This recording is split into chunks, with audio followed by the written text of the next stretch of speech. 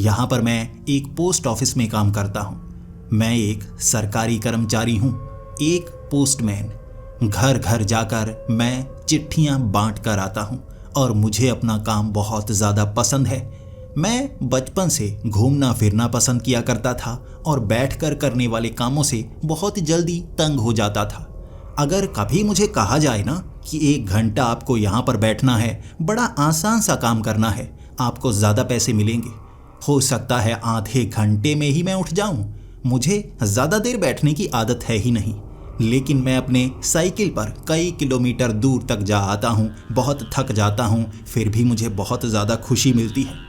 बातें करना भी मुझे बहुत ज़्यादा पसंद है, इसीलिए जहाँ भी जाता हूँ, कहीं किसी के घर पर अगर खत देकर आना हो, वो मुझे जानता हो, तो लगभग 5-10 मिनट तो मैं बातें ही करता रहता हूँ। इस तरह पूरा दिन कब निकल जाता है मुझे पता ही नहीं चलता। ऐसा लगता है जैसे मुफ्त के पैसे मिल रहे हों। बस कुछ खत लोगों के घरों तक तो पहुंचाने होते हैं। वहां बैठो, चाय पियो, बातें करो, उसके बाद अगले घर। वहां भी कोई ना कोई दोस्त मिल ही जाता है। मैं दोस्त बहुत जल्दी बना लेता हूँ। ये शहर भी मुझे हमेशा से पसंद था, लेकिन कभी नहीं सोचा था मुझे इस शहर को छोड़ना भी पड़ जाएगा। मेरा तबादला हो गया था और मुझे एक झटके के समान लगा था। एक छोटे से गांव में मेरा तबादला हुआ था।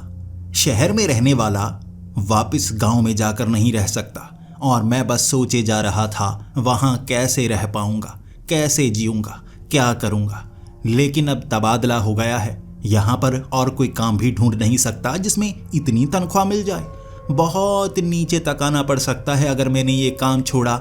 इसीलिए अब मैं उस गांव की तरफ बढ़ गया था। जैसलमेर से उस गांव तक पहुंचना बहुत ज़्यादा मुश्किल था, यानी हर दिन मैं अप डाउन नहीं कर सकता था, मुझे वहीं पर रहना पड़ता। अब मैं वहां पहुंच गया, एक बड़े से टेम्पो में अपना सामान भरवाकर, उसी में साइकिल रखवाकर। जब मैं उस पोस्ट ऑफिस तक पहुंचा था, वहां मुझे देखने में ऐसा लग रहा था जैसे ये कोई पुराना गांव ना हो। वहाँ काफ़ी अच्छी अच्छी चीज़ें बनी हुई थी, बड़ा सा पब्लिक पार्क बना हुआ था और वहाँ का जो मुखिया था वो भी काफ़ी अच्छा था। जैसे ही उसने मुझे देखा कि मेरा तबादला यहाँ पर हुआ है और मैं जैसलमेर से आया हूँ, वो खुद मेरी मदद कर रहा था। उसके कई साथी थे जो सामान को उस क्वार्टर में रखवा रहे थे। पोस्ट ऑफिस के बिल्कुल पीछे कई क्वार्टर बने हुए थे, यानी कि घर जो सरकारी होते हैं। एक ऐसा ही क्वार्टर मुझे दिया गया था जिसकी साफ सफाई भी उस मुखिया ने करवा दी थी और मेरी खुशी का ठिकाना नहीं। इसके बाद जैसे ही अगले दिन मैं पोस्ट ऑफिस में काम करने के लिए गया, वहाँ ढेर सारी चिट्ठियाँ आई हुई थी और यहाँ मुझे पता लगा ये इलाका काफ़ी ज़्यादा बड़ा है। मुझे सिर्फ ये वाला गांव नहीं मिला है, आसपास के 13 गांव तक मुझे ही चिट्ठियाँ देकर आनी पड़ेंगी। अब मुझे लगा कि साइकिल तो बहुत ज़्यादा चलानी पड़ जाएगी और गर्मी में यहाँ बहुत ज़्यादा बुरा हाल हो जाता है।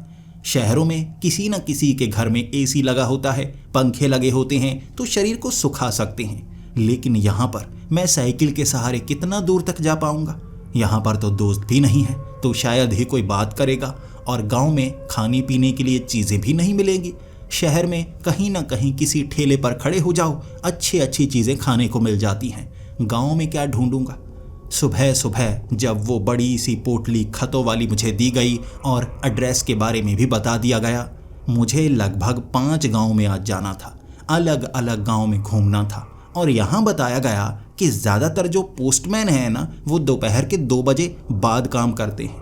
इस पोस्ट ऑफिस में लोगों की संख्या काफ़ी ज़्यादा कम थी, कर्मचारियों की संख्या काफ़ी ज़्यादा कम थी, इसीलिए जो पोस्टमैन है वो भी दफ्तर के काम करता है, उसके बाद जाकर डिलीवरी करनी पड़ती है। अब दफ्तर के काम मुझे करने नहीं आते थे, लेकिन उन्होंने सिखा दिए। पहले दिन 2 बजे तक मैं दफ्तर के काम करता रहा, लेकिन बहुत ज़्यादा बोर हो गया था। मैं उस पोटली की तरफ देख रहा था क्योंकि वो मेरा मेन काम है। बाकी काम रह जाएं, लेकिन जो आपका खास काम होता है, जो आपकी पोस्ट होती है, वो काम छूटना नहीं चाहिए। मैं अपना काम बहुत ज़्यादा ईमानदारी से करता हूँ। मेरा मानना है काम अगर आप ईमानदारी से करें तो भगवान आपको अच्छी अच्छी चीज़ें देता है, आपको कभी भी मुसीबत नहीं देता। इसीलिए मैं भी ईमानदारी से काम करता हूँ। 2 बजे तक बहुत ज़्यादा बोर होने के बाद मैंने साइकिल उठाई, वो पोटली पीछे रखी। उसके बाद खतों को बांटने के लिए मैं निकल पड़ा। अब 5-6 खत तो हमारे इस गांव के ही थे, जिसे बांटने में ज़्यादा समय नहीं लगा। और वहाँ लोग काफ़ी बातूनी थे, बहुत ज़्यादा बातें करना चाहते थे, मेरे बारे में पूछ रहे थे और हर जगह 5-5, 10-10 मिनट लगते जा रहे थे। एक बात की कमी कहीं नहीं खली मुझे, भूख तो लगी ही नहीं। जिस घर में जाता वहाँ मुझे कुछ ना कुछ खाने को मिल ही जाता। मैं मना करता रहता कि मैं रोटी लेकर आया हूँ, लेकिन वो तो अपना सामान खिलाना चाहते थे। वो मेहमान को भगवान मानते थे, जैसे मुझे खाली हाथ वहाँ से निकलने ही नहीं देते। हर एक घर में एक एक चाय की प्याली पीकर आया था। पेट मेरा पूरी तरह से भर चुका था। उसके बाद आसपास के और गांव में मुझे डिलीवरी देकर आनी थी। जैसे जैसे अलग अलग गांव के उस नए घरों में मैं जाता गया, लोग दोस्ताना थे। वो मुझसे दोस्ती करना चाहते थे, मेरे बारे में जान रहे थे, अपना घर दिखा रहे थे। वो चाहते थे कि मैं उन्हें जान लूं ताकि आसानी से वहाँ चिट्ठियाँ देकर जाऊं। मैंने उनसे कहा ये मेरा काम है, वैसे भी मैं यहाँ पर ज़रूर आऊँगा, चाहे आपसे कोई लड़ाई भी हो जाए, काम मैं करता ही रहूँगा। उन्होंने भी मुझे बहुत कुछ खिलाया था। हर जगह 10 से 15 मिनट तो लग ही रहे थे। इसी के साथ आने जाने में भी बहुत ज़्यादा समय। कब रात के 8 बज गए पता ही नहीं चला, और मुझे लगा शायद नए नए घर है ना, लोगों से बातें कर रहा हूँ, इसीलिए मुझे पता चल रहा है। 5 गांव में घूमने के बाद वापस मैं अपने उसी पोस्ट ऑफिस वाले गांव में आ रहा था। जैसे ही साइकिल चलाता हुआ मैं गांव की पिछली साइड से आ रहा था, क्योंकि वो वाले गांव वहां आगे थे। मैंने देखा इस गांव के बाहर वाली साइड कई घर बने हुए थे। इस रेगिस्तानी से इलाके में, इस बीहड़ में कई ऐसे घर थे जो टूटे फूटे थे, जले हुए लग रहे थे। कुछ घरों के ऊपर छतें नहीं थी, ये खंडहर घर थे। और अंधेरे में मैंने अपनी साइकिल के आगे वो लाइट भी लगा रखी थी, जिसे मैं चार्ज करके साइकिल के आगे लगा दिया करता था। कई बार काम करते करते बहुत अंधेरा हो जाता है और आपको कई ऐसे रास्तों से गुजरना पड़ता है जहां बिल्कुल भी रोशनी नहीं होती, स्ट्रीट लाइट्स नहीं होती, और हो सकता है उस दिन बादल भी बहुत ज़्यादा हों। आपके पास खुद की लाइट होनी चाहिए। मैंने वो चार्जिंग वाली लाइट साइकिल के आगे लगाई हुई थी, बिल्कुल मोटरसाइकिल की हेडलाइट की तरह, जिससे काफ़ी दूर तक देखा जा सकता था। मैं अब उस गांव के बीच से आ रहा था। गांव के किसी भी घर के अंदर कोई लाइट नहीं जल रही थी, कोई दिया नहीं। ऐसा लग रहा था इस इलाके को छोड़कर सभी जा चुके हों। लेकिन इस तरह अगर यहाँ पर घर बने हुए हैं तो बीच में कोई ऐसा घर तो होना चाहिए ना जहाँ पर कोई रहता हो। वहाँ कुल 50 से 60 घर थे। गलियों के बीच से गुजर रहा था और डरावना मंजर था। भूतिया कहानियों की याद आ रही थी, भले ही मुझे भूतों पर यकीन नहीं था। अचानक ही सामने से एक बच्चा, जिसकी पीठ पर स्कूल बैग था, भागता हुआ मेरे उस साइकिल के आगे आ गया। भले ही मैं साइकिल ज़्यादा तेज़ नहीं चलाता, लेकिन वो बच्चा 6 से 7 साल का होगा। इस हल्की सी साइकिल का टायर भी उसे लगता तो चोट तो लग ही सकती है ना। जल्दी से मैंने ब्रेक्स लगाई और वो खिलखिलाता हुआ आगे से निकल गया। मुझे पहले तो उस पर थोड़ा सा गुस्सा आया, फिर मैंने सोचा छोटा ही तो बच्चा है, गलती कर गया ना, अंदर से खेल रहा होगा किसी के साथ, भागता हुआ इस तरफ आ गया होगा। खिलखिलाता हुआ वो गली के दूसरी साइड चला गया। फिर मैं साइकिल चला के आगे की तरफ बढ़ने ही वाला था, पीछे से 2 और बच्चे आए और उन्होंने साइकिल को पीछे से पकड़ लिया। वो मुझे आगे बढ़ने नहीं देना चाहते थे। एक की उम्र 6-7 साल ही होगी, एक बच्चा 9 से 10 साल का था। वो जानबूझकर ये शरारतें कर रहे थे और इतने अंधेरे में पीछे साफ नजर नहीं आ रहा था। जो ये हेडलाइट आगे किसी दीवार पर टकरा रही रोशनी के कारण पीछे दिखा रही थी, वहीं पर मुझे नजर आ रहे, और मैंने अपनी टांग पीछे की तरफ घुमाई। हटो हटो, जाने दो मुझे, यहाँ रोकने की कोशिश क्यों कर रहे हो? देखो कुछ खत ज़रूरी हैं, उन्हें हाथ मत लगाओ। लेकिन वो साइकिल को रोके हुए, खिलखिलाते हुए, वो चिट्ठियों का झोला पकड़े खींच कर उन्होंने नीचे गिरा दिया। उसके बाद खत नीचे बिखर गए थे। भले ही कम खत थे, लेकिन बिखरे हुए थे, जो मुझे कल डिलीवर करने थे। मैंने अब साइकिल पीछे की तरफ घुमाई ताकि वहाँ पर लाइट पड़े। वो बच्चे तो भाग चुके थे। मैंने चिट्ठियों को बटोरा और उसके बाद वो थैले में डाल ली। मैंने अब वो झोले को पीछे अच्छी तरह से बांध दिया था।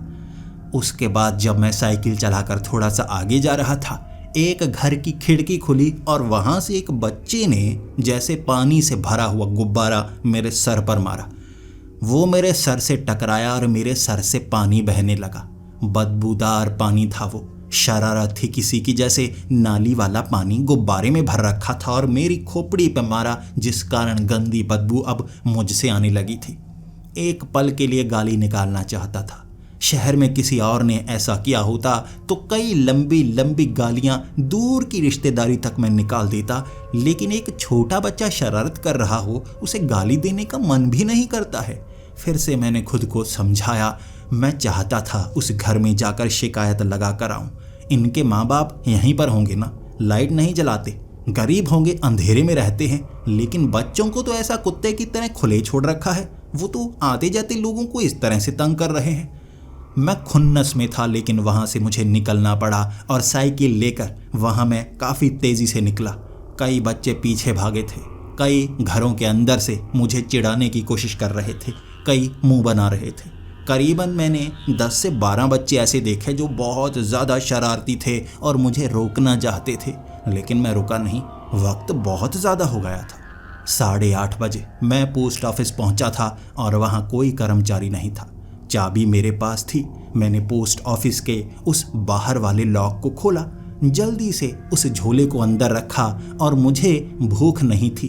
जिस घर में गया था हर किसी ने कुछ ना कुछ खिलाया था, तो घर में खाने के लिए कोई परेशानी ही नहीं थी। सीधा मैं क्वार्टर में गया और अपने पलंग पर लेट गया। थका हुआ था, टांगे दर्द कर रही थी, लेकिन ये मेरे हर रोज का काम है। अगले दिन फिर से मैं पोस्ट ऑफिस में पहुंच गया। वहां पर मैं कई साथी कर्मचारियों को बता रहा था कि यहाँ आसपास के जितने गांव हैं ना, बच्चे बहुत ज़्यादा शरारती हैं, साइकिल लेकर आगे बढ़ने नहीं देते। और हर कोई हंसते हुए कह रहा था, यहाँ ज़्यादातर जितने गांव हैं ना, लोग बच्चों को पढ़ाते नहीं हैं, यहाँ घरों में रहते हैं और बहुत ज़्यादा शरारती बन जाते हैं। उनकी तरफ ध्यान मत देना। अगर उनकी शिकायत घर में करोगे ना, काफ़ी पिटाई होगी, फिर कभी परेशान नहीं करेंगे। बाकी किसी इंसान ने और तंग तो नहीं किया कोई आदमी किसी गांव का, बता दो, शिकायत करेंगे वहाँ के मुखिया को। मैंने कहा नहीं, जितने भी घरों में मैं गया ना, हर कोई बहुत ज़्यादा अच्छा है, खाने को देता है, पीने को देता है, ना भी कहो ज़बरदस्ती खिलाते हैं, और खाना इतना ज़्यादा अच्छा, मैं क्या ही बताऊँ। अब सब हंस पड़े थे। मैं इंतज़ार कर रहा था कब वो चिट्ठियों से भरी गाड़ी आए और वहाँ डिलीवरी देकर जाए, जिसके बाद मैं बांटने का काम शुरू करूँ। लेकिन मुझे पता लगा 12 से 1 बजे वो गाड़ी यहाँ पर पहुँचती है, फिर मुझे दोपहर को डिलीवरी करनी होती है। मेरी ड्यूटी ही 1 बजे शुरू होगी। ये तो यहाँ के कर्मचारी चालाक हैं जो मुझे सुबह बुला लेते हैं ताकि मैं सरकारी काम वो बैठने वाले करूँ। आज मुझे इस बात का पता चला था और मैंने कह दिया था, अब मैं घर जाने वाला हूँ, आराम करने वाला हूँ। वैसे भी कल 8 बजे तक मुझे डिलीवरी करनी पड़ी। अगर मैं सुबह 7-8 बजे आऊँगा और रात को भी 7-8 बजे घर जाऊँगा, मेरी ड्यूटी तो ओवर टाइम पे चली गई ना। हर सरकारी तनख्वाह तो मुझे उतनी ही मिलने वाली है। मेरा काम डिलीवरी का है, मैं सिर्फ डिलीवरी करूँगा। वो थोड़ा सा चिढ़े थे क्योंकि वहाँ कर्मचारी कम थे, उन्होंने काम बांटा हुआ था। जो ये काम नहीं करने वाले थे उन्हें भी करना पड़ता था। मैंने तो साफ मना कर दिया क्योंकि मेरी टांगों का ज़्यादा जोर लगता। पहले ऑफिस में दिमाग लगाओ, फिर टांगों का जोर दिखाओ उस साइकिल पर, फिर घूमो अलग अलग गांव में, धूप में जलो सड़ो, उसके बाद वापस आओ और अगले दिन फिर से यही काम। इतना ज़्यादा नहीं होता। मैंने सबसे माफ़ी मांगी और मैं घर की तरफ निकल पड़ा। अब मैं घर पहुंचकर ये सोच रहा था, कह तो दिया मैंने, लेकिन अब घर में मैं करूँगा क्या? अब बातें करने के लिए भी कोई नहीं है। मुझे लगता है गांव में मुझे घूमना चाहिए। आधा घंटा मैं उस बेड पर लेटा, फिर भागा बाहर की तरफ। मुझसे इतनी देर बैठा नहीं जाता। मैं गांव में घूमने लगा था। थोड़ी गर्मी ज़रूर थी, लेकिन ये गांव बहुत ज़्यादा साफ सुथरा था। घूमने में मज़ा ही बहुत ज़्यादा आ रहा था। मैं अब इस गांव की वो बाज़ार की तरफ गया था। वहाँ कई दुकानें थी, हर दुकान का डिज़ाइन बहुत ज़्यादा अच्छा, और मैं हैरान था। गांव में ऐसी चीज़ें भी देखने को मिल रही हैं जो शहरों तक में नहीं मिलती। इतनी ज़्यादा सफाई। मैं देखता गया, घूमता गया। मैं पार्क में पहुंचा। वहाँ कई लोग थे और इसी के साथ वहाँ पर मुखिया भी था। मैं भागता हुआ मुखिया के पास गया। एक तो जान पहचान वाला मिला ना, इससे बातें करता हूँ। मैं मुखिया के साथ बातें करने लगा और उसकी तारीफ किए जा रहा था। आपने गांव को सच में बहुत संभाल कर रखा है। देखने में कितना ज़्यादा अच्छा लगता है। यहाँ ज़्यादा लोग काफ़ी पढ़े लिखे लगते हैं। तब उस मुखिया ने कहा था, नहीं नहीं, पढ़े लिखे नहीं हैं तभी तो साफ सुथरा है। मेरी बात तो मानते हैं। अगर यहाँ के लोग ज़्यादा पढ़ लिख लेना तो पागल हो जाएंगे, अपनी मारने लगते हैं। यहाँ गांव से जाने की बात करते हैं। इसीलिए इस गांव में ना मैंने स्कूल बनने नहीं दिया। यहाँ अगर स्कूल होता ना तो बहुत ज़्यादा परेशानी होती। यहाँ ज़्यादातर पढ़े लिखे होते, और जो पढ़े लिखे होते हैं ना ज़िद्दी होते हैं। तब मैंने उस मुखिया को कहा, ऐसा नहीं है, पढ़ने लिखने के बाद ही तो आप काम कर सकते हैं। आप परिवार को पाल सकते हैं, अच्छा काम करेंगे, अच्छे पैसे घर में आएंगे, उसके बाद जो चाहें आप कर सकते हैं, आगे बढ़ सकते हैं। ज़्यादा पैसे आएंगे तो गांव और ज़्यादा अच्छा होगा। अब मुखिया मेरी बातों से इत्तेफाक नहीं रखता था। मुखिया का मानना था ज़्यादा पढ़ने लिखने से दिमाग खराब हो जाता है, और मैं उसे समझा रहा था ऐसा नहीं होता। पढ़ने लिखने से समझदारी आती है, चीज़ों को समझा जा सकता है। अब वो जो मुखिया था ना, वो खुद ग्रेजुएट था, और ग्रेजुएशन करने के बाद उसने कहा था हर किसी को पढ़ना नहीं चाहिए, कुछ लोग ना पढ़ें ज़्यादा अच्छा होता है। अब मैं मुखिया के साथ झगड़ा नहीं करना चाहता था। अब जैसा उसने कहा मैंने सर हिला दिया। भले ही मैं उसकी बातों से इत्तेफाक ना रखता था, फिर भी मैंने कहा हाँ ठीक है। उसके बाद मैं उनसे पूछने लगा था, यह गांव में सारे घर एक जैसे लगते हैं, वो पीछे वाले घर भी एक जैसे लगते हैं? तब मुखिया ने कहा, ये मैंने बनवाए हैं। यहाँ हर किसी का घर एक जैसा होगा तो ज़्यादा अच्छा होगा। ज़मीनें भले ही इनकी हैं, लेकिन घर बनवा कर मैंने दिए हैं। इसके बाद मैं उनकी और ज़्यादा तारीफ़ें करने लगा कि घरों के डिज़ाइन काफ़ी ज़्यादा अच्छे हैं। आप यकीनन गांव वालों को काफ़ी अच्छे से रखते हैं। दुकानों के डिज़ाइन, पार्क के डिज़ाइन काफ़ी ज़्यादा अच्छे। इसके बाद मैं उस मुखिया के घर की तरफ गया। उस मुखिया की वो बड़ी सी हवेली, क्या ही बताऊं कितनी बड़ी थी वो। बाहर से काफ़ी सुंदर लग रही थी, और हवेली के अंदर ही उसने कई जानवर रखे हुए थे। गाय भैंसें रखी हुई थी। एक तरफ बड़ा सा तबेला बनाया हुआ था। घोड़ों का शौक भी था उसे। पीछे वाली हवेली में कई कुश्ती वाले जैसे अखाड़े बने हुए थे। वहाँ कई लोग कुश्ती भी कर रहे थे। अब उन हट्टे कट्टे लोगों को देखकर मैं मुखिया से पूछने लगा, आपने घर में ही अखाड़ा बना रखा है? तब मुखिया ने कहा, देखो मुखिया बनना इतना आसान नहीं होता। मुखिया थोड़ा ताकतवर भी तो होना चाहिए। अब मुखिया के नीचे कुछ लोग काम करेंगे, तभी सरकारी कर्मचारी जब तंग करने आते हैं तो उन्हें थोड़ी सी हेकड़ी भी दिखानी पड़ती है, और खुद की सुरक्षा भी हो जाती है। इन्हें काम मिल जाता है। वैसे भी बेरोज़गार घूमेंगे ना ये, तो यहाँ पर मैंने कुश्ती करवाता हूँ, इन्हें खाने पीने को देता हूँ, और ये मेरी सुरक्षा करते हैं। तुम कह सकते हो जैसे शहरों में होता है ना सिक्योरिटी, हाँ सिक्योरिटी गार्ड्स, ये मेरे पर्सनल सिक्योरिटी गार्ड्स हैं। अब मुखिया से ये बातें करने के बाद मुखिया अपनी वो हवेली मुझे दिखाने लगा था, और मैं बाहर की बातों के बारे में भी जानना चाहता था। ये गांव के आगे वो खंडहर सा गांव, मैंने वो भी देखा, वहाँ कोई नहीं रहता। तब मुखिया के चेहरे पर एक शिकन सी थी। मुखिया कुछ कहना तो चाहता था, लेकिन खुद को रोक रहा था। अब मुखिया के साथ 3 और हट्टे कट्टे जैसे पहलवान भी चल रहे थे। वो हमेशा मुखिया के साथ ही होते थे। ये वही लोग थे जिन्होंने मेरा सामान उस क्वार्टर में रखने दिया था। अब वो भी बार बार मुखिया के इशारे के बाद मुझसे बात करने लगते। जैसे ही मैं उस गांव की बात करता, मुखिया आगे की तरफ निकल जाता। मुखिया उस गांव के बारे में बात करना ही नहीं चाहता था। हवेली घूमते घूमते, बातें करते करते 1 बजे का समय हो गया, और मेरे ध्यान में रहा ही नहीं। गाड़ी आकर चली भी गई होगी, मेरी ड्यूटी तो स्टार्ट हो चुकी है। मैं भागा सीधा पोस्ट ऑफिस की तरफ। मैं भागते भागते हाँफता हुआ वहाँ पर पहुँचा था, और वहाँ पर जो मेरा बॉस था ना, वो तिरछी नज़र से मेरी तरफ देख रहा। सुबह आना नहीं चाहते? अब तुम सही समय पर आते नहीं हो। मुझे लगता नहीं तुम ईमानदारी से काम करते हो। मैं शर्मिंदा था। मैं देर कर चुका था, इसीलिए कुछ बोला नहीं। मैंने सर झुकाकर कहा, मैं डिलीवरी पूरी कर दूंगा। थोड़ा ये समय जो मैं जल्दी आया हूँ, मैं शाम के वक्त ज़्यादा समय लगा दूंगा, डिलीवरी पूरी करके जाऊंगा। कल वाले भी खत थे, आज वाले कुछ नए भी थे। इसके बाद मैंने साइकिल उठाई, झोले में वो खत डाले और बांटने के लिए निकल पड़ा। आगे वाले कई गांव तक मैं ये खत बांटने वाला था।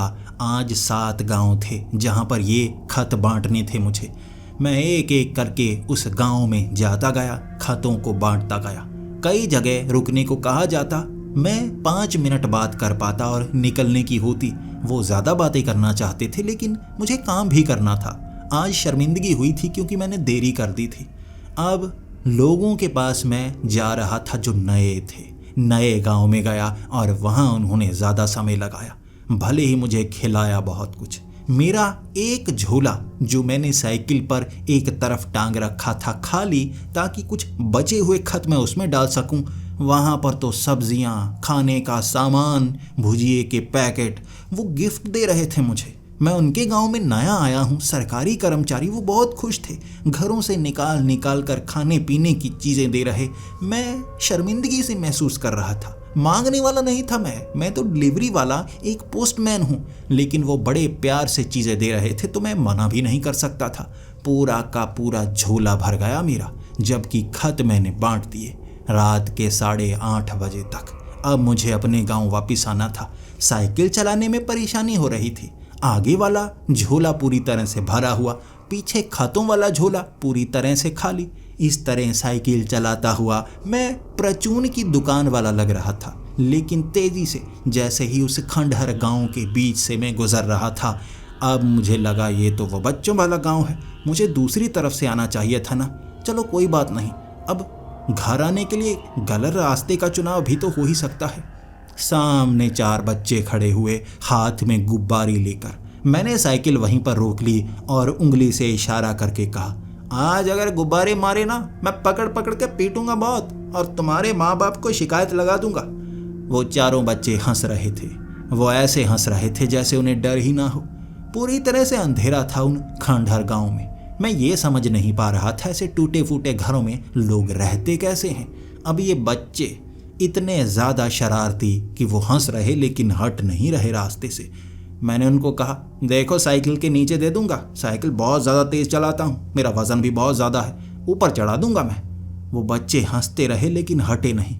साइकिल तेज़ कर दी मैंने। मैं साइकिल चलाकर जैसे ही उनकी तरफ बढ़ रहा था, 2 एक तरफ हो गए, 2 एक तरफ हो गए। हाथ में गुब्बारे लिए पूरी तरह से अपनी बाजू पीछे कर दी थी।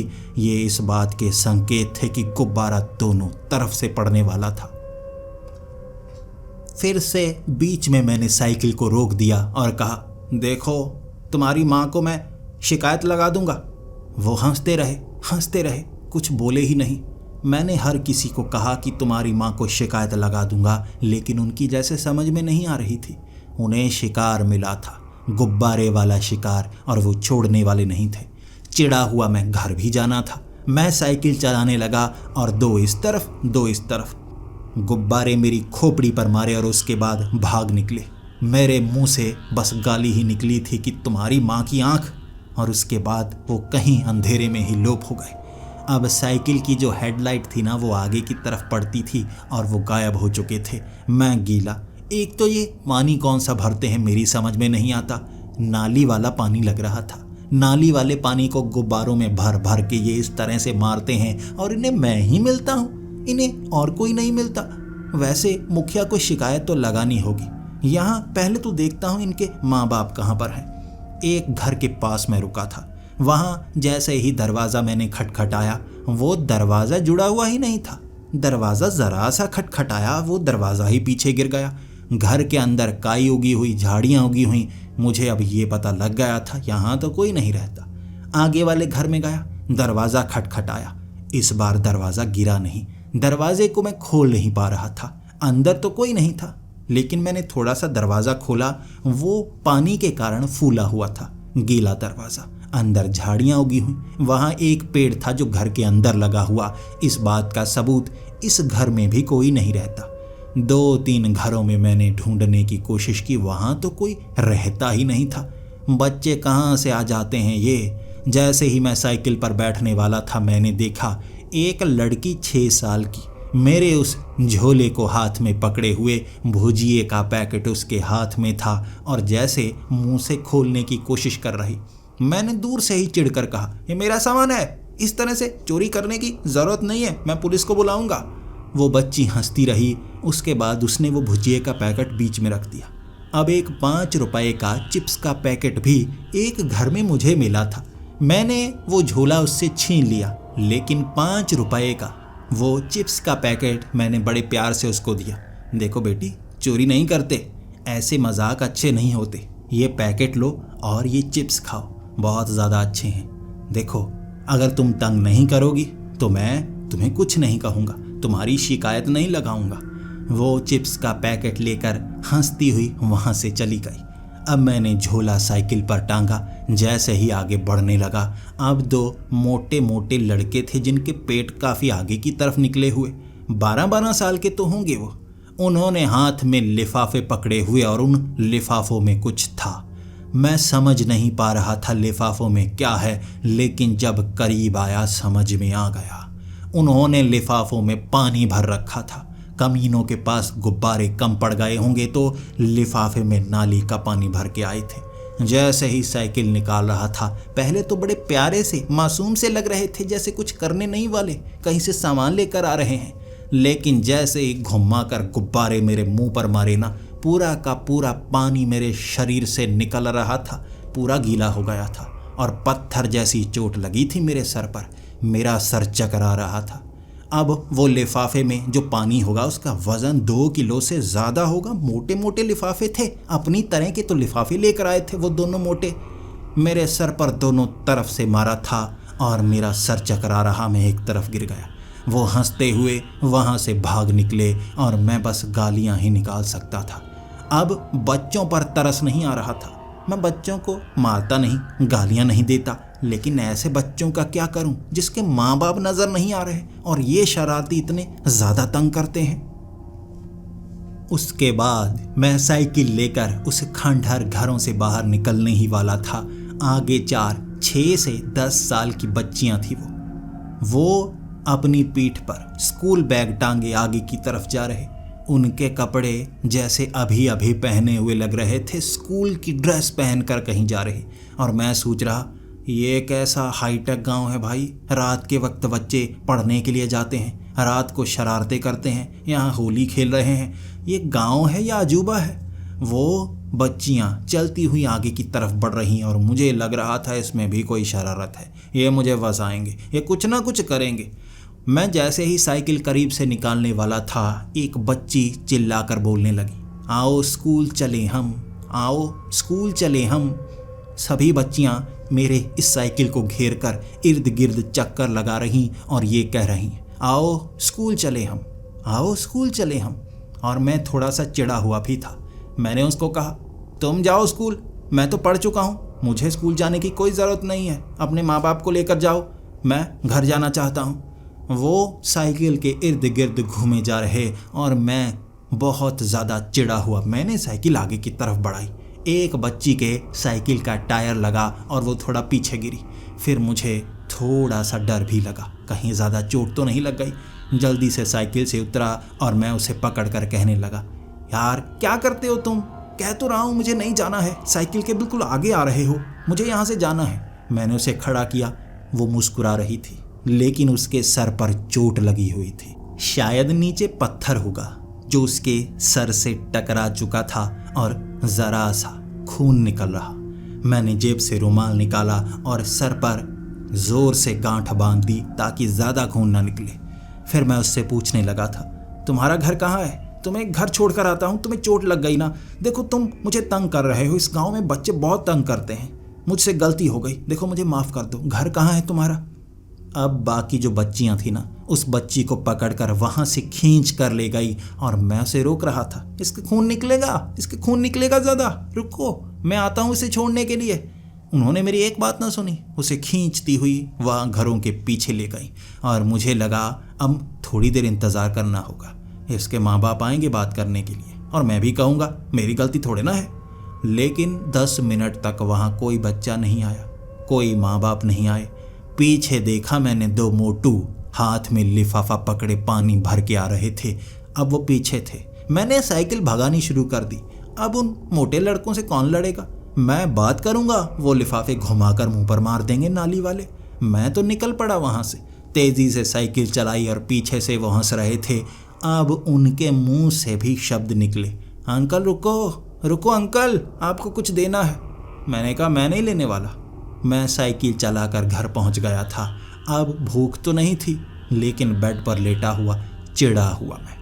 अमूमन स्कूल के टाइम से ही कोई मुझे तंग करे ना, बदला लेना मेरा जैसे हक बनता है। मैं हर किसी से बदला लेता हूँ। कोई मेरा नुकसान करे मैं उसका नुकसान करता हूँ। कोई मुझे गाली निकाले मैं गाली निकालता हूँ। कोई मुझे मारे मैं उसे मारता हूँ। कोई मुझे तंग करे तो मैं उसे तंग करता हूँ। अब गुस्सा था मुझे उन बच्चों पर, भले ही छोटी उम्र के हैं लेकिन बिगड़ैल हैं। सुधारूंगा उन्हें। सुधारने के लिए अब मुझे सोचना होगा मैं क्या करूं।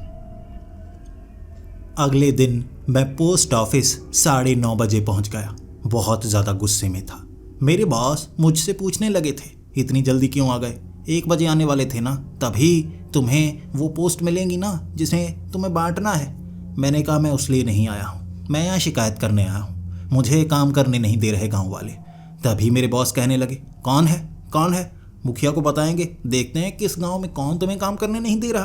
तुम सरकारी कर्मचारी हो, उसके खिलाफ केस भी हो सकता है। मैंने कहा वो पीछे वाले गांव वाले, वो जो खंडहर घर है ना, वहाँ पर बच्चे बहुत ज़्यादा परेशान करते हैं। अब उनके घर वाले कहाँ हैं? ढूंढने से नहीं मिलते। वो बच्चों को संभालना होगा, सबक तो सिखाना होगा। मेरे वो बॉस थे ना, उनका चेहरा उतर गया था। फिर वो मेरी तरफ देखकर कहने लगे, तुम रात के वक्त तो वहाँ से नहीं निकले थे? मैंने कहा हाँ, रात के वक्त निकला। बहुत ज़्यादा परेशान किया उन्होंने। देखो अगर मेरे पास खत होते ना तो वो गीले हो जाते, खराब हो जाते। नाली का पानी भर भर के मारते हैं लिफाफों में। वो डरा हुआ था, हंस नहीं रहा था। मैं तो बताते हुए शर्मिंदा हो रहा था कि उसकी हंसी निकलेगी। पास खड़ा एक और कर्मचारी वो हंसेगा मुझ पर कि नाली वाला पानी मारा है। वो डर गए थे। और उसके बाद मेरे बॉस ने मुझे कहा, वहाँ से तुम मत निकलना, वहाँ बहुत ज़्यादा खतरा है। किसी ने बताया क्यों नहीं इसे? सब एक दूसरे की तरफ देख रहे, किसी ने मुझे बताया नहीं। मैं उनसे पूछ रहा था क्या नहीं बताया। तब मेरे बॉस ने मुझे कहा था, उस गांव के बीच से मत निकलना कभी, उसे भूतिया गांव कहा जाता है। वहाँ बच्चों की आत्माएं भटकती हैं। वो क्यों भटकती हैं, क्या चाहती हैं वो पता नहीं, लेकिन इस गांव का कोई भी इंसान वहाँ से नहीं जाता। कहते हैं वो बच्चे मारने की कोशिश करते हैं। मैंने कहा बच्चे मारने की कोशिश करते हैं? भूतिया गांव, आपका दिमाग तो नहीं खराब हो रहा? आप इन बातों पर यकीन करते हैं? वो इस गांव के बच्चे होंगे, मुझे परेशान करने के लिए रात को वहां पहुंच जाते हैं। हो सकता है चोरी करने के लिए आते हो। आपको कुछ करना होगा और आप अंट शंट बातें किए जा रहे हैं। लेकिन मेरा वो बॉस कह रहा था, भरोसा नहीं होता ना तो दिन के वक्त उस गांव में जाकर आओ, देखना अगर तुम्हें कोई मिलता है तो। मैंने कहा मिलता है? वो बच्चे दिन के वक्त कहीं और चले जाते होंगे, रात के वक्त स्कूल वाले वो कपड़े पहनकर परेशान करने के लिए आते हैं। कोई बात नहीं, जाकर आता हूँ, देखता हूँ, कोई ना कोई वहाँ पर होगा ज़रूर ना बताने के लिए। तब मुझे मेरे बॉस ने कहा था, दिन के वक्त वहाँ चले जाना लेकिन रात को मत जाना, वहाँ मौत होती है, मौत, बहुत ज़्यादा खतरा है। गांव के कई लोगों पर वहाँ बहुत भयानक हमले हो चुके हैं। वो लगभग मौत के घाट उतारने की कोशिश करते हैं। मैंने कहा मेरे साथ तो कुछ ऐसा नहीं हुआ, मारने की कोशिश तो नहीं की, लेकिन फिर भी उनके चेहरे पर जिस तरह का डर था ना, मैं थोड़ा घबराया। साइकिल उठाकर उस खंडहर गांव में पहुंच गया था। जैसे ही उस बीहड़ में पहुंचा, घर दिन के वक्त साफ साफ नजर आ रहे थे। हर घर टूटा हुआ। वो खंडहर गांव था जिसे छोड़कर लोग जा चुके होंगे। इस जगह कोई घर में मौजूद ही नहीं। कई घरों के पास से साइकिल लेकर मैं गुजर रहा था। कोई बच्चा मिल जाए, कोई बड़ा मिल जाए, कोई खेत मिले, ऐसी जगह जहां कोई काम करता हो, कोई नहीं था वहां पर। आखिर हमारे गांव से बच्चे यहाँ पर आते क्यों होंगे? और क्या सच में ये भूतिया गांव तो नहीं? वो रात को जो दिखते हैं वो प्रेत आत्माएं तो नहीं? मेरे दिमाग में बहुत सारे सवाल थे और खुन्नस भी। मैं भूतों पर यकीन नहीं करता। वो बच्चे ज़रूर मुझे तंग करते हैं और उनसे खुन्नस तो निकालनी है। भले ही बच्चों पर मैं हाथ ना उठा पाऊँ, लेकिन शिकायत ऐसी करूँगा ना, ऐसी करूँगा कि उनके माँ बाप उन्हें पीटेंगे। मुझे उन्हें पिटवाना है, बस खुन्नस को दूर करवाना है। 2 दिनों तक तंग किया था उन्होंने मुझे अब सच का पता तो लगाना ही था। अब मैं अपने गांव पहुंच गया। अभी मेरी ड्यूटी शुरू नहीं होने वाली थी, तो मुझे लगा गांव के बच्चों को इकट्ठा करना होगा। उसके बाद मैं पहचानने की कोशिश करूंगा। और वो दो मोटू, वो तो आंखों में छप गए हैं। दिल करता है अभी नाली से मैं पानी निकालूं, लिफाफे में डालूं और दोनों के सर पर मारूं। दिखे ना मुझे, मैं ऐसा करूंगा, सबके सामने करूंगा। गांव में मैं घर घर जाने लगा। मैं लोगों को कहने लगा था, आपके बच्चे कहाँ पर हैं? एक खास काम है, ज़रा बच्चों को इकट्ठा करेंगे आप वो पीपल के पेड़ के पास। मुझे उन्हें कुछ बताना है। स्कूल में मैं एजुकेशन की बात करना चाहता हूँ। मुझे लग रहा था यहाँ स्कूल नहीं है ना, ये बच्चे पढ़ने भी नहीं जाते होंगे, झूठ बोलकर खेलने के लिए उस गांव में पहुँच जाते होंगे, लोगों को परेशान करते होंगे। अब इन्हें बताना होगा। वहाँ ढेर सारे बच्चे हो गए थे, लगभग 40 बच्चे थे। कुछ यहाँ दुकानों पर काम करते थे, कुछ गांव में पीछे काम किया करते थे। सबको एक जगह इकट्ठा कर लिया था और वहाँ मैं पहचानने की कोशिश कर रहा। इसी के साथ सामने मैंने बड़ा सा बोर्ड लगवा दिया था ताकि उन्हें छोटी मोटी चीज़ें सिखाऊं। देखने में ऐसा लगे कि मैं उन्हें पढ़ा रहा हूँ, लेकिन मुझे तो असल में उन्हें पहचानना था। तब मैंने ध्यान देना शुरू किया। वो मोटे बच्चे वहाँ पर नहीं थे, वो लड़कियां जो छोटी थी वो भी वहाँ पर नहीं थी, वो बच्चे जो रात को तंग करते हैं ना, वो यहाँ पर मौजूद नहीं थे। कई माँ बाप थे अपने बच्चों के साथ उस बोर्ड की तरफ देख रहे और उन्हें कह रहे, पढ़ लो पढ़ लो। वो बच्चे स्कूल नहीं जाते थे, लेकिन माँ बाप जैसे उन्हें पढ़ाना चाहते हों, ऐसा लग रहा था सबके सामने। मैं एक एक छोटी छोटी चीज़ बता रहा था और तभी मैंने उनसे पूछना शुरू कर दिया, ये तो वो बच्चे हैं ना जो गांव में हैं, अब वो बच्चे कब आएंगे जो स्कूल गए हुए होंगे, जो स्कूल के कपड़े पहने रहते हैं? तब उन्होंने कहा, इस गांव का कोई बच्चा स्कूल पढ़ने नहीं जाता, यहाँ किसी को स्कूल जाने की इजाज़त नहीं है, इसीलिए जितने बच्चे हैं वो यहाँ पर मौजूद हैं। हो सकता है बाकी थोड़े काम पर बिजी हों। ये बात सुनकर मुझे काफ़ी ज़्यादा अजीब लगा था कि सभी बच्चे यहाँ पर काम करते हैं, पढ़ता कोई भी नहीं। आखिर ऐसे इस गांव की तरक्की कैसे हो सकती है? ये बात तो सरपंच की गलत है। वो जैसी सोच खुद रखते हैं वैसे गांव वालों के अंदर भी उन्होंने फैला रखी है। अब मैं बच्चों को पहचानने की कोशिश कर रहा था, थोड़ी बहुत चीज़ें सिखा रहा था। कई बच्चे थे जो काम से यहाँ पर आ भी रहे थे। भीड़ काफ़ी ज़्यादा लगी हुई थी। तभी भागते हुए मैंने मुखिया को देखा। भागते हुए वो आए और उन्होंने लात मारकर उस बोर्ड को नीचे गिरा दिया। अब वो मुझे गुस्से से देख रहे और कह रहे, तुझे समझ में नहीं आता? यहाँ स्कूल का कोई काम नहीं करना है, बच्चों को पढ़ाना नहीं है। हमारे इस गांव में रहना है तो नियमों को मानना होगा, वरना यहाँ से भगा दिए जाओगे। उसके कई साथी थे, वो पहलवान मुझे घेरे हुए थे और मैं घबरा सा गया। मैंने कहा, देखिए माफ़ कीजिए, वो मैं ख़ास चीज़ के लिए ये सब कर रहा था। तब मुखिया मुझे वहाँ से ले गया और वहाँ बच्चों को चमाटे लगाई गई कि वो यहाँ इकट्ठे क्यों हुए। माँ बाप को काफ़ी गुस्से से वहाँ पर भगाया गया। मुझे मुखिया अपनी हवेली पर ले आया था और मुझे हवेली के अंदर बिठाकर वो मुझे कह रहा, दोबारा ऐसा नहीं होना चाहिए। इस गांव में मैंने स्कूल बनने नहीं दिया, आसपास स्कूल बनने नहीं दिया। यहाँ गांव का कोई बच्चा स्कूल पढ़ने नहीं जा सकता, इन्हें पढ़ाना नहीं है। तुझे समझ में नहीं आता, शायद तू ऐसे नहीं समझेगा। मैंने कहा, मुझे समझ में आ गया, वो मैं एक खास काम के लिए ये सब कर रहा था, मैं पढ़ा नहीं रहा था, काम कुछ और था। मुखिया ने पूछा, काम कुछ और था? क्या काम था, बताओ ज़रा मुझे, मैं करवाता हूँ। मैंने कहा, वो पीछे जो खंडर गांव है ना, आपसे भी मैंने जानने की कोशिश की, आपने भी कुछ बताया नहीं था।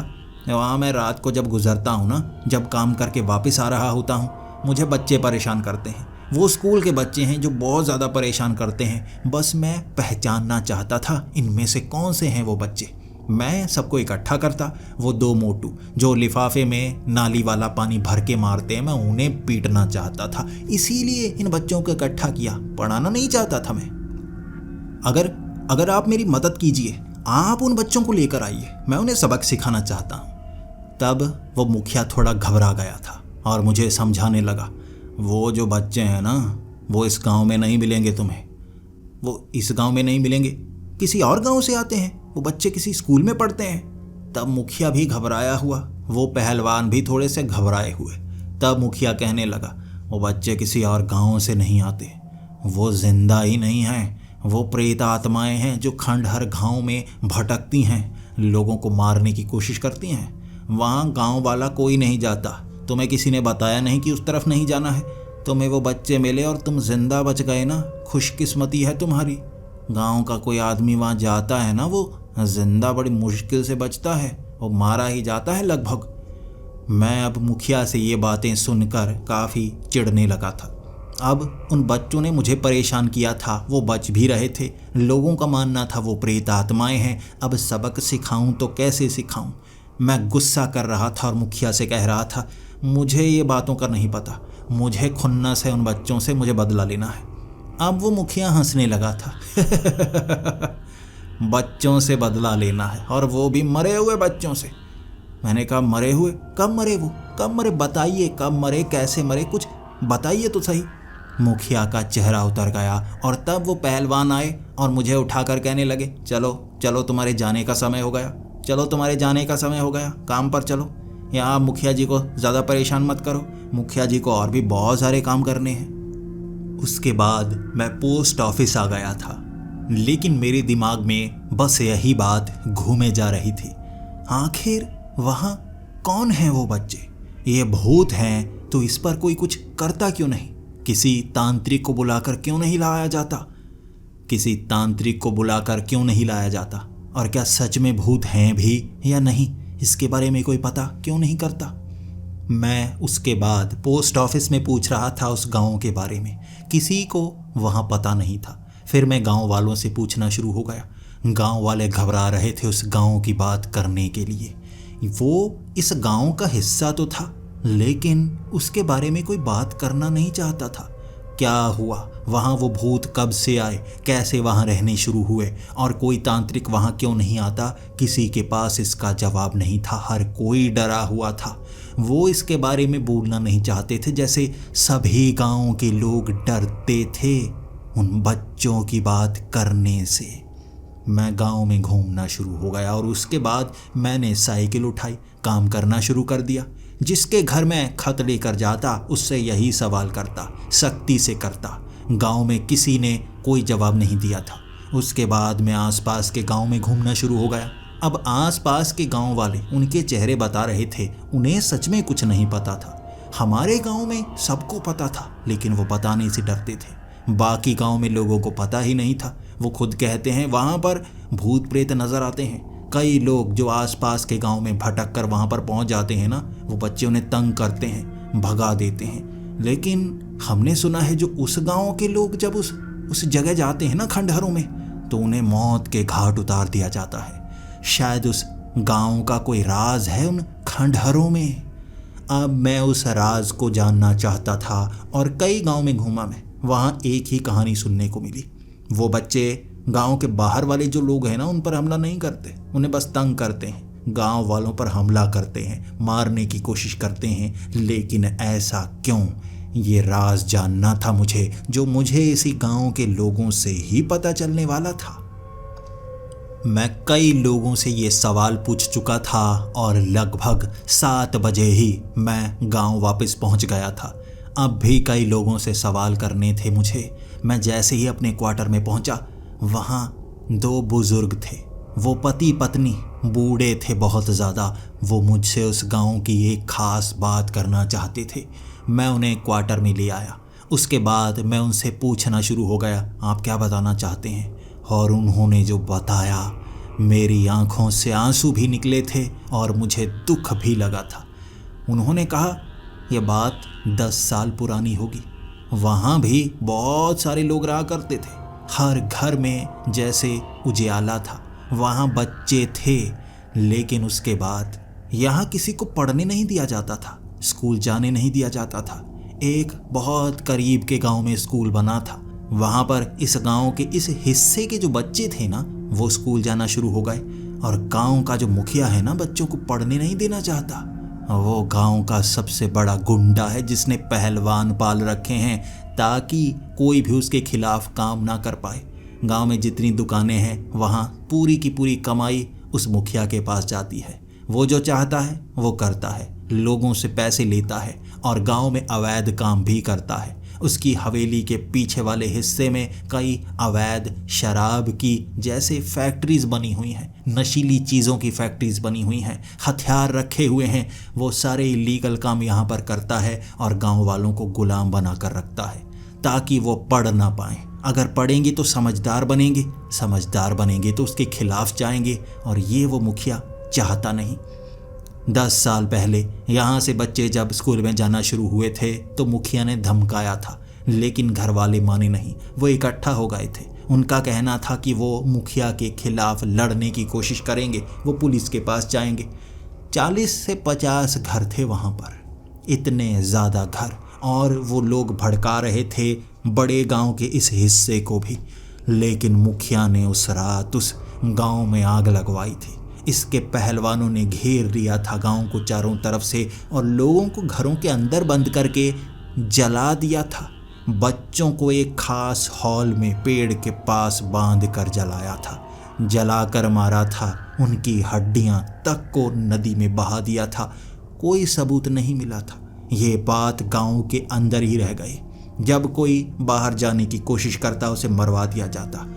गांव में इतनी दहशत है, वो इस खंडहर गांव में भूत या बच्चों की बात नहीं करता।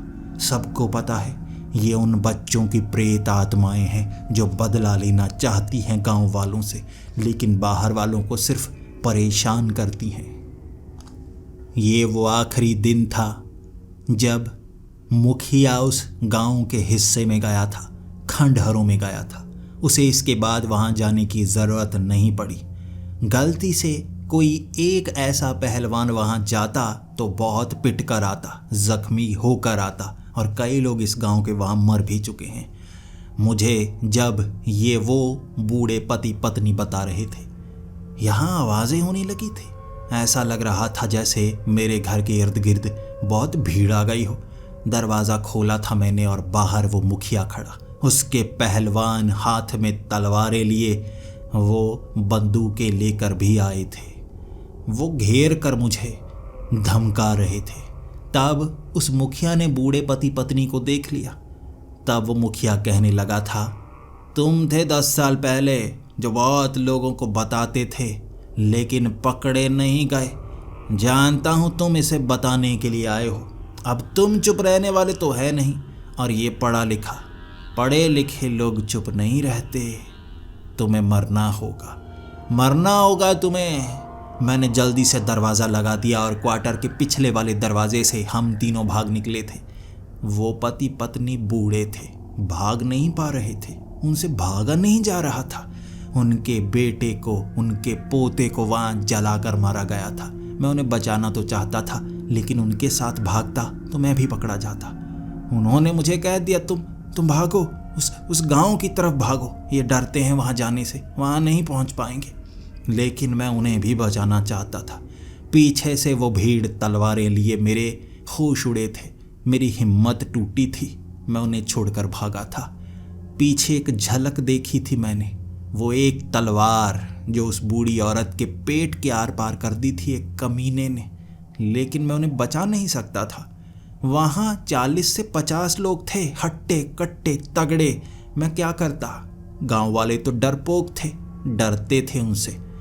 उसके बाद मैं गांव की तरफ भागने लगा, वो खंडहरों की तरफ, और वो मशाले लिए खंडहर के अंदर आ रहे थे। जितने पहलवान थे सब के सब मुखिया के साथ मुझे उस खंडहर गांव में घेर चुके थे। तब मुखिया आगे आ गया था और कहने लगा था, तुझे भी यहीं पर जला देंगे जैसे उनको जलाया गया। ये सबक होगा गांव वालों के लिए, जो मेरे खिलाफ जाएगा मारा जाएगा। जिस तरह से तुम्हें जलाकर मारूंगा ना, उसी तरह से आगे जो गलती करेगा हर किसी को जलाऊंगा, कोई हिम्मत नहीं करेगा। वहाँ सब लोग मुझे पकड़ने की कोशिश कर रहे और पेड़ के पास घेर लिया मुझे। वो मुखिया हंस रहा था और मशाले ही मशाले। वो चीखता हुआ बोल रहा था, कहाँ हैं प्रेत आत्माएं? ये प्रेत आत्माएं इस गांव की बहुत परेशान करती हैं। पेट्रोल डालो पूरे गांव में, खंडहरों में जो बचा है सब कुछ जला दो, कुछ नहीं बचना चाहिए। ऐसा लगना चाहिए सब कुछ जलकर खाक हो गया। ये पूरी की पूरी ज़मीन पर सभी के सभी घर तोड़ डालो। खेती करेंगे बाद में, यहाँ खंडहर भी बचने नहीं चाहिए। पेड़ भी काट डालो, सबको यहीं गाड़ डालो, वो प्रेत आत्माओं को भी। उन्होंने मुझे काफ़ी पीटा था और एक घर में फेंक दिया था। लकड़ी का वो घर था, झोंपड़े की तरह। उसके आसपास पेट्रोल डीजल डाला जा रहा, पूरे गांव पर पेट्रोल डीजल डाला जा रहा था। वो पूरी की पूरी भीड़ वहाँ गांव में ही थी और मैं रोता हुआ मौत का इंतज़ार कर रहा। तब करिश्मा हुआ। एक खिलखिलाती हुई हंसी उस घर के अंदर से आई थी। वो मोटा लड़का मेरे पीछे खड़ा, हाथ में वो नाली वाला पानी का लिफाफा पकड़े हंसता हुआ मेरे करीब आया और मैं डर भी रहा था। प्रेत आत्मा, ये तो सच में प्रेत आत्मा है। वो दिख रहा था साफ, चेहरे पर चोट, और कहानी ने सच बता भी दिया था। मैं अब क्या करता, बाहर उन गुंडों से डरूं या उस बच्चे से डरूं? लेकिन वो नाली का लिफाफा उसने हाथ में मेरे पकड़ाया और मुस्कुराता हुआ इशारा करने लगा, फेंको। मैंने उस लिफाफे को घुमा कर फेंका था और बाहर जाकर वो टकराया सीधा मुखिया के सर पर। वो नाली वाला गंदा लिफाफा था, लेकिन पता नहीं कैसे जब वो लिफाफा मुखिया के टकराया तभी उस पर आग लग गई। पानी पर आग लगी थी। उसके बाद वो आग फैली, हर तरफ धमाका सा हुआ था। उन्होंने डीजल पेट्रोल हर तरफ डाला हुआ था। वो सब पहलवानों को आग लगी थी और पानी के गुब्बारे घरों की छतों से उड़ते हुए आ रहे मैं देख पा रहा था। वो पानी से भरे हुए गुब्बारे जैसे पेट्रोल के हों, जिस पर टकराते आग का एक धमाका सा होता और वो चिल्लाता चीखता। पूरे गांव में आग लगी हुई थी, सिवाय इस घर के जहां पेट्रोल की बदबू आ रही थी लेकिन आग नहीं जल रही थी। वो 1 घंटे की आग, पूरा गांव ऐसा जलता हुआ दिखा था मुझे जैसे मैं नर्क में पैर रखे हुए था। आग ही आग, वो तपिश, बस ये घर बचा हुआ था। वो हंसते हुए बच्चों की आवाज़ें, खिलखिलाते हुए बच्चों की आवाज़ें, मुझे उनसे भी डर लग रहा। ऐसा लग रहा था वो सबको मारना चाहते हों, मुझे भी मार रहे हों, लेकिन उस घर को आग नहीं लगी। 4 घंटे वो आग इतनी बुरी थी कि चीखने चिल्लाने की आवाज़ें शुरू में ही बंद हो गईं। हर तरफ जैसे सन्नाटा। वो बच्चों की आवाज़ें दोबारा सुनाई नहीं दी। वहाँ लाशें नहीं थी, राख थी, हड्डियाँ थीं, सब जल गए थे। पहलवान, मुखिया, उसके साथी, वो हर इंसान जो उसकी मदद करने के लिए वहाँ जलाने के लिए आया था, हर कोई मारा गया। उस घर का दरवाज़ा मैंने कंधा मार कर तोड़ा था, बड़ी मुश्किल से। उसके बाद वहाँ लाशों के ऊपर पैर रखते हुए, काली मिट्टी के ऊपर पैर रखते हुए, पूरा जला हुआ गांव, धुआं उसके बीच से निकलता हुआ मैं जब गांव गया था, वहाँ अफरा तफरी मची हुई थी। और उसके बाद वहाँ जो खबर मिली वो और हैरान थी। वो मुखिया के सभी साथी मारे गए और मुखिया की हवेली आधी रात को अपने आप जल उठी थी। धमाके हुए थे वहाँ पर, बहुत ज़्यादा आग। और अगले दिन पुलिस वहाँ पर आई, छापा पड़ा था। वहाँ पुलिस वैसे ही आई थी आग जानने के लिए, लेकिन पीछे वो अवैध हथियार, वो नशीली चीज़ें मिली और केस दर्ज तो हुआ। जिसके खिलाफ दर्ज हुआ वो मर चुका था, उसके साथी भी मर चुके थे। उसके बाद कभी भी उस गांव में वो बच्चों की आत्माएं नजर नहीं आई। वो गांव को आगे बढ़ने से रोकने वाला वो मुखिया और उसके साथी खत्म हो चुके थे। और इस गांव का मुखिया सबसे अजीब मुझे बनाया गया, एक पोस्टमैन को। और मेरा सबसे पहला काम था गांव में स्कूल बनवाना, एक ऐसी चीज़ जो आपको प्रगति की राह पर ले जाती है। वो होती है ज्ञान का रास्ता। पढ़ना लिखना सबसे ज़रूरी है। आप ज्ञान से ही अंधेरे को चीर सकते हो। ज्ञान एक ऐसा उजाला है जो आपको रास्ता दिखा ही देता है। शायद वो बच्चे मुझे परेशान करके मुझसे यही करवाना चाहते थे जो मैं अब कर रहा हूं। ये मेरी जिंदगी की सबसे डरावनी घटना भी थी, इसी के साथ सबक देने वाली घटना भी थी। आप चाहे जितने भी बुरे हो जाएं, आप जितने भी सबूत मिटा लें, लेकिन नियति आपको जिंदगी के एक न एक मोड़ पर दबोच ही लेती है।